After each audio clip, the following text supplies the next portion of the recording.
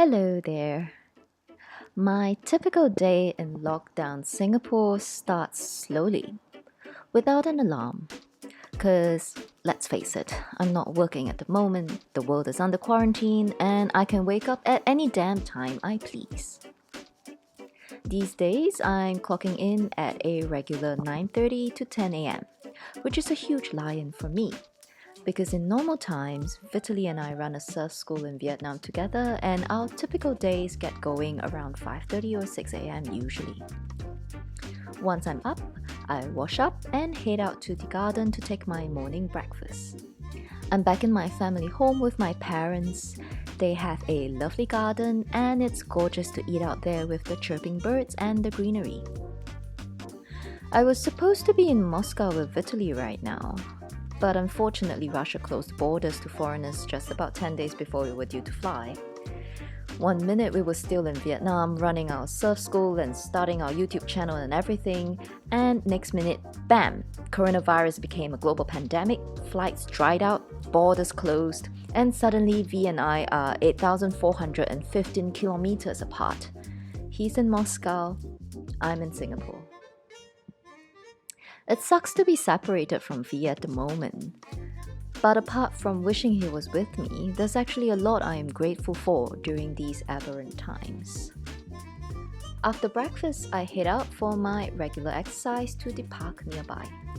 This is one of the few precious freedoms left in lockdown Singapore, and I find that it makes such a huge difference to my day. An hour or two spent at the park always energizes and inspires me and sets me on a productive note for the rest of the day. It's actually such a luxury, really, that we're still allowed to go out of our homes for exercise legitimately, even though we can only exercise alone. Moscow is in lockdown as well, and strangely enough, over there, they'll let you out legitimately to walk your dog if you have one. But if not, you're just supposed to suck it up and exercise indoors. So, people, relatively speaking, we still have it pretty good. Anyway, on this particular day, once in the park, I did a bit of an exploratory jog as a warm-up. Both my knees are shot, so I'm not big on running a lot anymore. Instead, I usually stake out a quiet corner and do bodyweight exercises.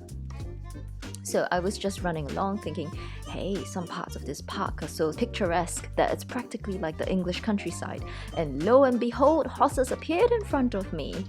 Horses in Pasir Ris Park, can you believe it? So it turns out these ingenious people opened up a quaint little joint called Bistro 9 here, and they've got horses, ponies and bunnies, and you can totally have riding lessons or visit the stables after stuffing your face with hearty good food.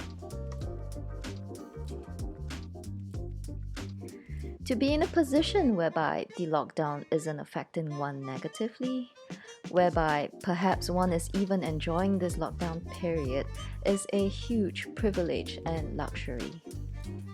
I'm well aware of this.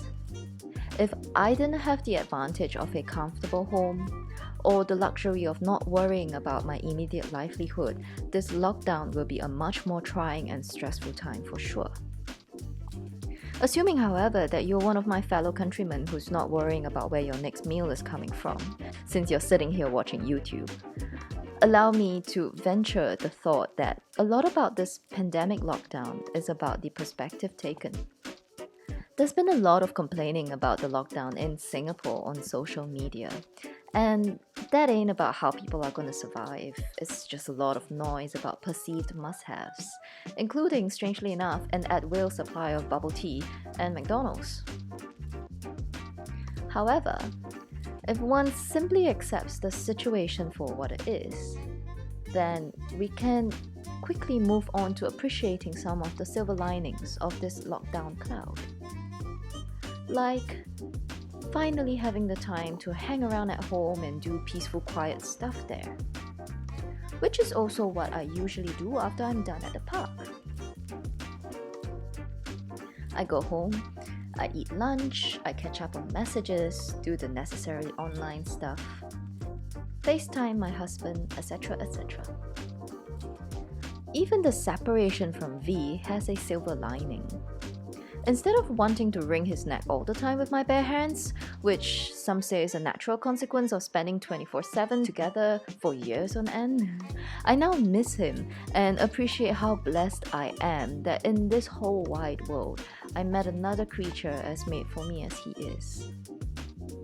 I'm not joking when I say that we've been 24/7 together for years on end. We're married, we run a small business together, we live in a foreign country whose language and culture we do not really comprehend, and our social lives in general are pretty much non-existent since all our best friends live in our iPhones through WhatsApp and FaceTime. How lucky I am then to have been able to meet my husband and build that weird unconventional lifestyle that we have.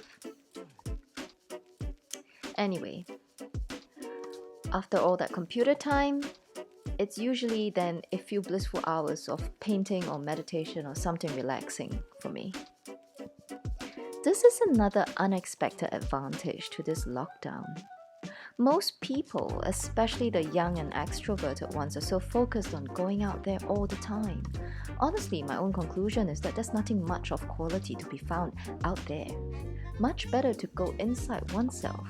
And where better than at home to do that? If you ever were wanting an opportunity to explore and perhaps practice some spirituality, meditation, or just more mindful, conscious activities, but you perhaps found it hard to reconcile with your ever-on-the-go busy lives, now is a great time.